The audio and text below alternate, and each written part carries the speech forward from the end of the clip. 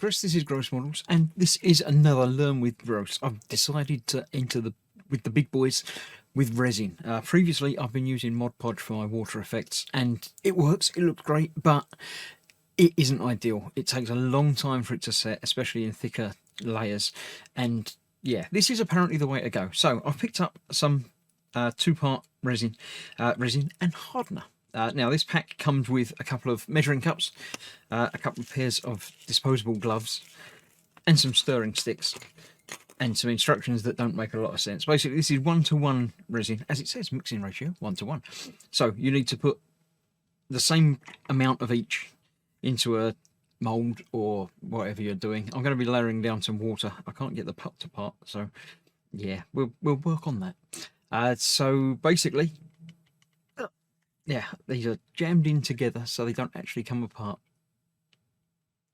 So I'll just use the interior one of those. I'm just going to do some tests onto a used pot anyway. So we'll see how it looks, what it looks like, and go from there. So what I'm going to do initially, I think these are probably, yes, these are sealed. So I need to break the seal in that, which I shall do with a cocktail stick, just to open that up. I should be putting some gloves on as well. I shall do that before I start pouring. Actually, I'll get the pots separated, get some gloves on, and come back. Right, after running the pots under some hot water, I've managed to get them separated. I've got their hugely uncomfortable, big, lumpy gloves on, and we'll see what happens. Now, I'm going to mix up a little bit. There's a couple of tests that I want to do with this, so we'll see how it goes. I'm going to put in, what should we call it, 10 mil. I think we'll do as an initial test. So that is to the 10 mil mark on there. That is A, the resin. Let's get B, the hardener. I'll put it in the other cup. Makes just as much sense to me as mixing it up in one. I want to keep them separate from each other pretty much as long as possible, really. So that's mixed up the two things. I'm going to pour them both into one corner of this and then mix them together. That's pretty much how you're meant to do it. So let's just get that poured in there. I should use one of their sticks to get it all scooped out. You probably can mix it in one of these pots, and that's probably a better way of doing it, but I don't know. I'm learning these things, so you don't have to. So now I know that will dry sort of on its own, as it were. Let's get the other one emptied as well. Not having it mixed up in a pot means I'm not going to end up with a residue around the edge of residue. I don't know. So we'll get that into the corner and we'll mix that up. So this is just a test to see how it works. It takes about a day to dry according to the instructions that I've been able to figure out. I know I'm getting little flakes of the plaster from the pot in there. That isn't the testing issue. This is just an old pot that I can throw away afterwards. It says to spend a couple of minutes stirring and mixing, so I shall do that, scraping around the edges to make sure it all gets covered as well. Now there's three things that I wanted to test with this. Drying time, obviously, as well, to see how it looks, how clear it goes, everything else. I need to test how it takes a paint, because I do still want to make a little bit of colour to the lower levels. So after this one has set to a degree, I'm going to use another corner and mix up the same, but with some paint in it, and see how that looks. And the third thing I want to test is how it reacts to other things, because as far as I'm aware, these sort of cook off. They get a bit warm when they're being used. So I want to see how it works with the foam that I use for dioramas and things, to see that it's not going to melt it and cause problems with that. So that's mixed up in there. I'm pretty sure that's all comfortably mixed. So in theory, I think I can just leave this be for a day and we'll see how it goes. What I'm going to do is put that there, so it's just on that one corner. I'm going to grab some foam that I use traditionally for my builds. I'm going to push that into that corner.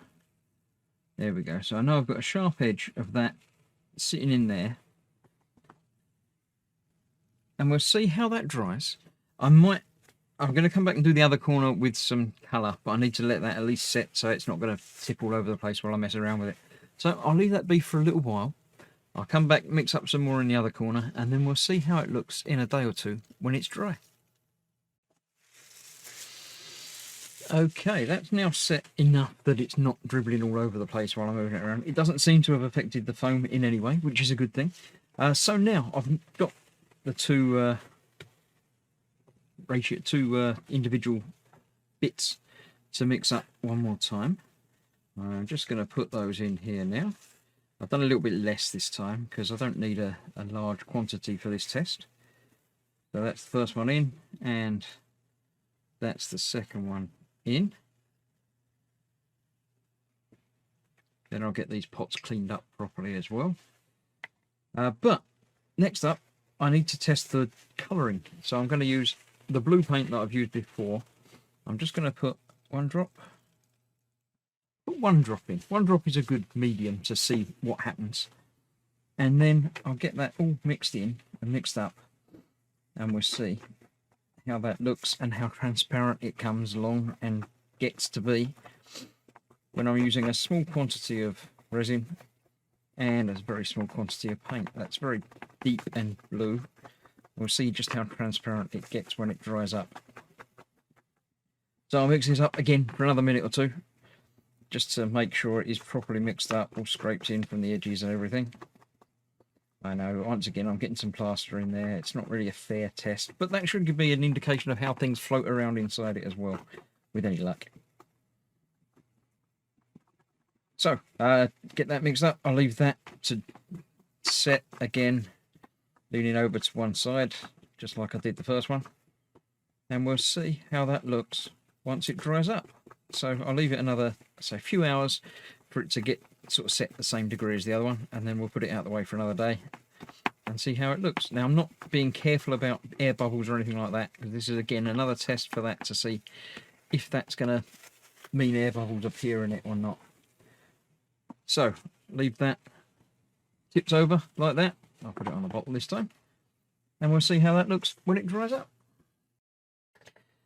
Right, I can actually see, I notice little pops and bubbles appearing in that. You probably can't see it on camera, but just sitting there watching it, I can see little explosions happening. So I think it's meant to be some sort of special degassing formula. So apparently it is helping the little bubbles come up out of it. So hopefully that will work and it will be nice and clear.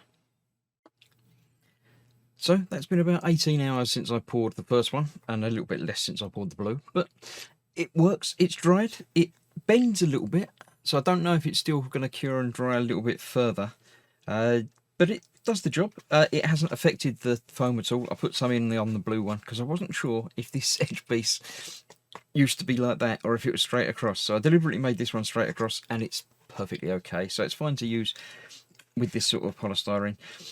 The resin itself has dried fully, but don't think it's quite fully. It still bends a bit. I don't know if it normally would bend or because it's not a very thick layer. I don't know, but it works. It's transparent. It does the job. I can see the edges. I can feel the edges.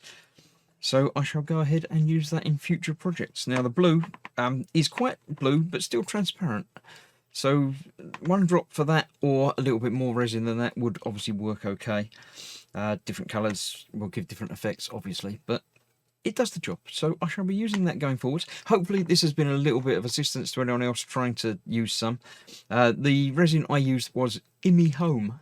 I don't know, it was one I found on Amazon.